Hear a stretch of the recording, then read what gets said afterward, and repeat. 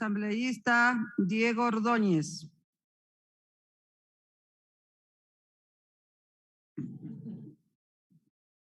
Señora presidenta, debo confesarle que estoy desconcertado porque no entiendo qué está pasando en esta asamblea.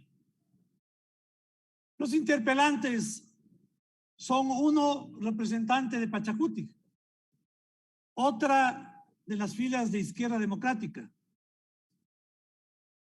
Y me sorprende que siendo ellos quienes interpelan al defensor del pueblo, se concluya que lo que existe es la intención de perseguir por lo sucedido en octubre. Y hay un desconcierto, evidentemente, porque se puede decir que el asambleísta Vanegas o la asambleísta Guamaní representan los intereses del gobierno de Moreno, que lo que quiere hacer es tomar retaliación por el informe elaborado en la Defensoría del Pueblo sobre la violencia y el golpismo de octubre. No tiene sentido, señora presidenta. Incluso en el peor de los silogismos, uno se pierde. No hay espacio para llegar a esas conclusiones. O al menos que eso esté sucediendo, que sea la asambleísta Guamaní y el asambleísta Vanegas voceros del gobierno de Moreno. Porque eso sí es posible concluir a partir del razonamiento, en sentido que de lo que se trata este juicio es de una retaliación política contra Carrión por lo sucedido en octubre. Y me parece que eso carece totalmente de sentido, totalmente de sentido. Estoy tratando de descifrar los sofismas que se están advirtiendo en los discursos. Uno segundo, señora presidenta. En el juicio seguido contra el excontralor Celi, aquí se tomó votación y se resolvió la censura en base a información obtenida del proceso penal. Ahora se argumenta que esa misma información no puede servir para resolver el juicio de Carrión porque se dice estaríamos asumiendo lo que le corresponde en competencia a los jueces. Igual me desconcierta, señora presidenta, porque no puede haber tal nivel de disonancia intelectual, de deshonestidad intelectual para argumentar de una forma, tratándose del juicio a Celi, y argumentar de forma contraria en el caso de Carrión. Aquí no se va a tomar una decisión, señora presidenta, acusándole a Carrión o condenándole a Carrión por un delito de naturaleza sexual. ¿Cuáles son los hechos? Y me parece que es bueno tenerlos en cuenta para poder estructurar el análisis y llegar a una conclusión racional, sin sofismas, sin falacias, sin gritos y tonos estentorios. No es que porque más se grita, más se tiene razón. ¿Cuáles son dos hechos importantes? El uno, hay un video en el que se aprecia a Carrión agrediendo a una mujer. Ese es el hecho. Ese es el hecho. ¿Esa agresión puede justificarse, señora presidenta? ¿Esa agresión se puede exonerar? ¿Acaso que porque el defensor del pueblo propició el informe de octubre del 19, él puede quedar impune frente a la evidencia de una agresión física contra una mujer? Bueno, posiblemente en este nivel de deshonestidad intelectual con la que se analizan los hechos, las evidencias, puede que sí. Pero si queremos ser rigurosos frente a la realidad, tenemos que decir que es responsable de un acto de violencia contra una mujer. Y eso le desacredita Eso le impide ejercer un cargo para el que debe tener una talla moral y una talla ética superior. Ese es el hecho. Un segundo hecho. El asambleísta Quispe decía que no importa pues que se autorice usar la firma electrónica. ¿Cuántos hemos hecho eso? Dice. La pregunta no es esa, señora presidenta. La pregunta es, ¿cuántos hemos hecho eso desde la cárcel, pues? No, ¿cuántos hemos hecho aquí llamando a la secretaria que firme? Puede ser que lo hayan hecho, pero hay una diferencia abismal. Y si no la pueden ver, es que están alterados los valores y los principios, señora presidenta. Porque ¿cómo puede ser que se compare una situación con la otra? Carrión pide que se autorice usar su firma para destituir a una funcionaria desde la cárcel, pues. Desde la cárcel. Y eso hay que exonerarlo. Hay que decirlo o apreciarlo como normal. No hay que sancionarlo. Decide ejercer funciones desde la cárcel, para lo cual les dice a sus abogados, ni siquiera funcionarios de la Defensoría del Pueblo, ni siquiera a su asistente, ni siquiera a su secretaria, les dice a sus abogados que para evitar que desarmen la estructura que él debe haber armado, destituyan a la subrogante. Desde la cárcel, señora presidenta, desde la cárcel. Eso hace la diferencia. Y esa diferencia le convierte a Carrión en un sujeto que no tiene la talla moral para ejercer la Defensoría del Pueblo. No la tiene.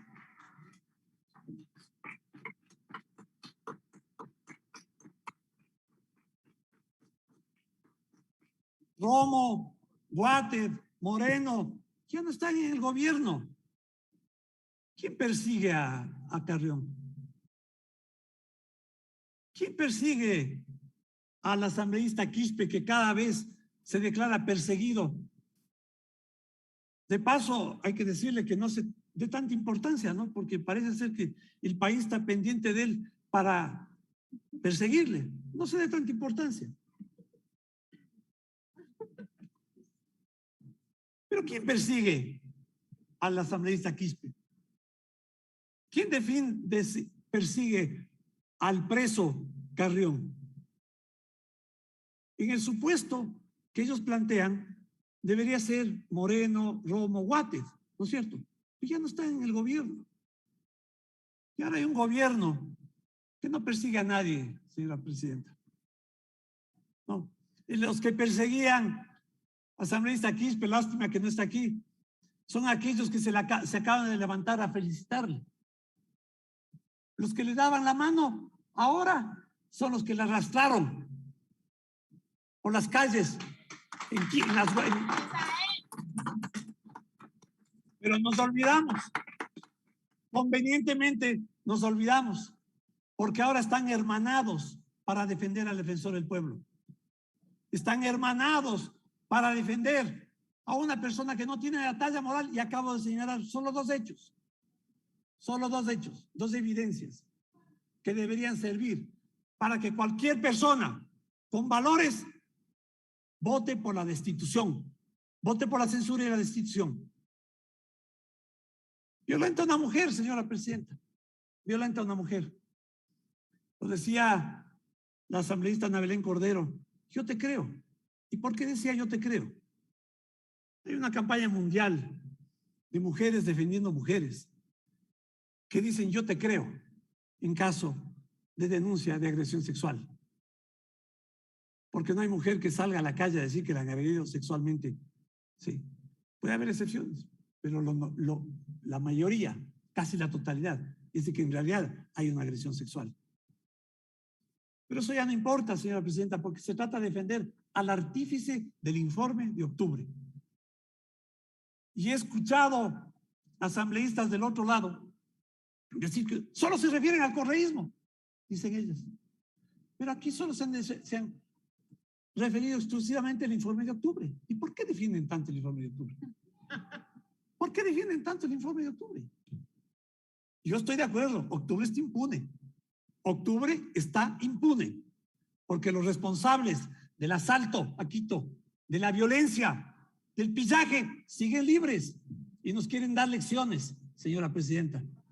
Quieren dirigir Al punto, al señor gobierno. Ordóñez, al punto. Quieren ponerle, señora presidenta, estoy contestando.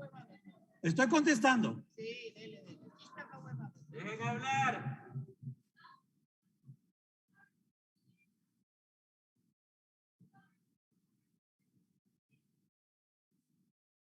La sangre de octubre, señora presidenta, no se limpia. La impunidad de octubre no se limpia, señora presidenta, defendiendo a un defensor del pueblo que agrede a una mujer. No entienden eso. Ese es el problema. Pretenden convertir al defensor del pueblo, agresor de una mujer, en el artífice de un informe. No voy a entrar a discutir la característica ni el contenido de ese informe. Estoy refiriéndome al hecho de que eso, por más que fuese cierto, y supongamos que fuese cierto, no implica exoneración a las responsabilidades que hoy se han demostrado tiene el defensor del pueblo. Incluso, señora presidenta, sin entrar a discutir ni debatir, si ese informe es verdadero, contiene hechos ciertos, si eso fuese así, incluso en esas circunstancias, no merece sino la censura. Porque los hechos, porque que haya hecho eso y les parezca bien a quienes creen que eso es así, no quiere decir que eso le da patente de corso para convertirse en un agresor de mujeres y seguir sentado en el cargo, ejerciendo las funciones desde la cárcel 4 y autorizando el uso de su firma electrónica desde la cárcel. Esto es indigno. ¿Qué clase de funcionarios, qué clase de autoridades pensamos los ecuatorianos que nos merecemos? ¿Acaso no podemos tener un defensor del pueblo que haga el informe de octubre en la forma que hizo ese informe, pero que es una persona que tenga talla y altura moral, pues? Y no pretenda que cuando le encuentran, le exhiben, le exponen frente a la opinión pública en los actos de agresión en los que ha sido expuesto, se declara perseguido político. ¿Perseguido político por quién, pues? ¿Quién le está persiguiendo? E involucra, y esto sí tiene un tinte político, evidentemente, porque detrás de eso, del involucramiento a la fiscal general en una supuesta trama de persecución, está la retaliación política contra la fiscal, que ella sí ha impulsado causas que han llevado a la cárcel a los delincuentes que están prófugos muchos, ¿no? Tiene un minuto, señora Pero la mayoría asambleísta. están presos, señora presidenta. Es fundamental, señora presidenta, que recuperemos los hechos, He mencionado aquellos que, desde mi punto de vista, deben conducir a esta asamblea a votar por la censura y la destitución. Insisto, señora presidenta, no hay razón que justifique, incluso si es que hubiera esta coherencia con los valores y honestidad intelectual, incluso si ese informe presentado por el defensor del pueblo, al que tanta referencia han hecho y con el que quiere cubrirse el defensor del pueblo, insisto, si ese fuera un informe que no merece cuestionamientos y que es un informe que contiene hechos y verdades, incluso en esa circunstancia, eso, señores asambleístas, señoras asambleístas, no le da una cobija de impunidad para que a partir de eso agreda a mujeres y salga impune y nos venga a dar acá lecciones, cuando lo que debería hacer con un poco de vergüenza es renunciar, pedir disculpas y dejar de ser tan sinvergüenza de querer despachar desde la cárcel. Gracias, señora presidenta.